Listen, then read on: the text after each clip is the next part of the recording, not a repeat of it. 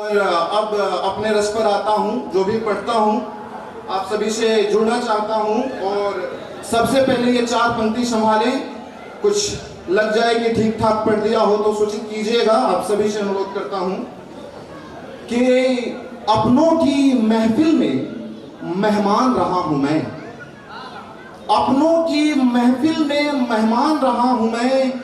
जिसने चाहा तोड़ा मुझको कच्ची मिट्टी का गुलदान रहा हूं मैं, जिसने चाहा तोड़ा मुझको कच्ची मिट्टी का गुलदान रहा हूं मैं। पंक्ति संभालिएगा दोस्तों कि जिसने चाहा तोड़ा मुझको कच्ची मिट्टी का गुलदान रहा हूं मैं। और हमसे न लीजिए मशवरा मोहब्बत का जनाब, हमसे न लीजिए मशवरा मोहब्बत का जनाब। मुसलसल इस सफर में नाकाम रहा हूं मैं, मुसलसल इस सफर में नाकाम रहा हूं मैं।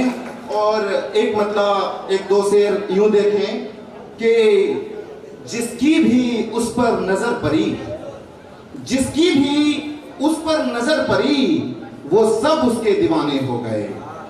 उसकी गली भी तो अब आशिकों के ठिकाने हो गए। और कभी मोहलत मिले तो रुक जाना इस गरीब की दहलीज पर कि बेवफा तुझको गले से लगाए जमाने हो गए, कि बेवफा तुझको गले से लगाए जमाने हो गए। और फिर सुनिए कि कुछ इस कदर छलकाया तुमने अपनी आंखों से, कुछ इस कदर छलकाया तुमने अपनी आंखों से कि मुझ जैसे रिंदों के घर तक मैं खाने हो गए, कि मुझ जैसे रिंदों के घर तक मैं खाने हो गए।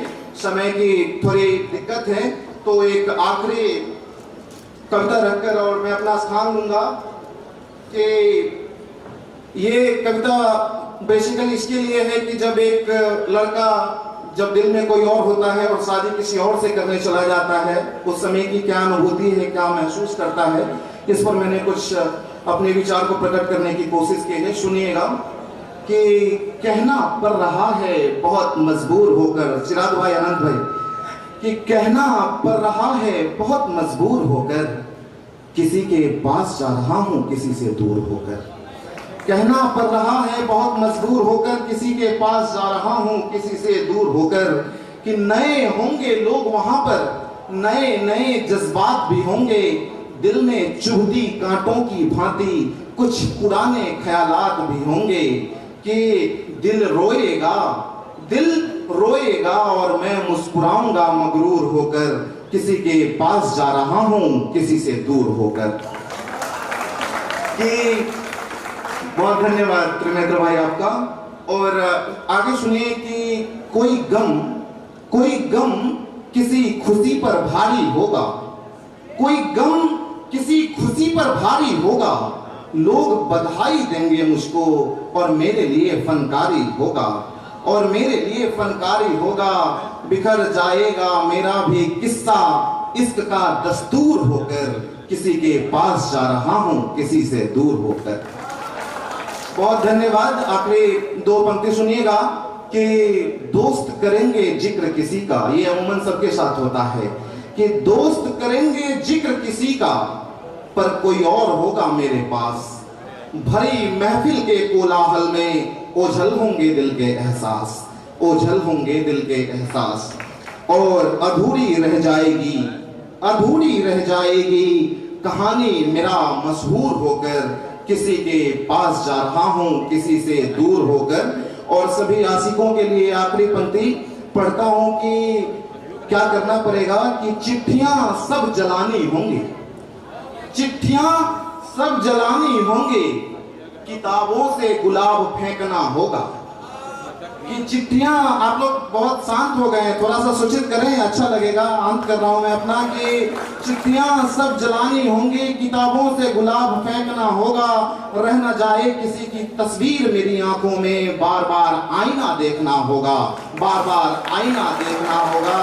और डगमगाते डगर पर बिछड़ जाएगा कोई मेरा फितूर होकर, किसी के पास जा रहा हूं किसी से दूर होकर। बहुत धन्यवाद, बहुत शुक्रिया। वैसे समय तो नहीं है पर आप सभी कलम के धुरंधर के सामने पढ़ने का मौका फिर कब मिलेगा, इसलिए एक छोटी सी कविता आपके बीच रखकर अपना स्थान लूंगा। सुनिएगा कि ये एक असलियत है, एक घटना है जिसे मैंने कविता का रूप दिया था। बनारसी भैया आप भी कृपया गौर फरमाएंगे। प्रीति मैम आपका भी ध्यान चाहता हूं कि एक रोज वो मेरे सपनों में आई थी, बस सुन लेना इस कविता को, कि एक रोज वो मेरे सपनों में आई थी, छोड़कर गैरों का आंगन अपनों में आई थी, छोड़कर गैरों का आंगन अपनों में आई थी। दिल घबराया, नजरें झुकी की झुकी रह गई, वर्षों पुराने वो खुशी के लम्हे रुकी की रुकी रह गई।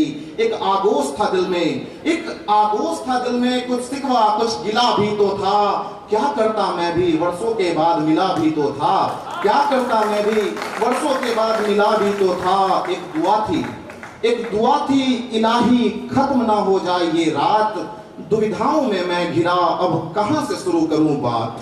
अचानक अचानक बोल पड़ी, चलती हूं अब देर हुआ, देखो आंखें खोलो समय हुआ सबेर हुआ।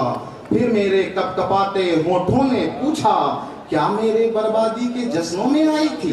एक रोज वो मेरे सपनों में आई थी, छोड़कर गैरों का आंगन अपनों में आई थी। बहुत धन्यवाद, बहुत शुक्रिया।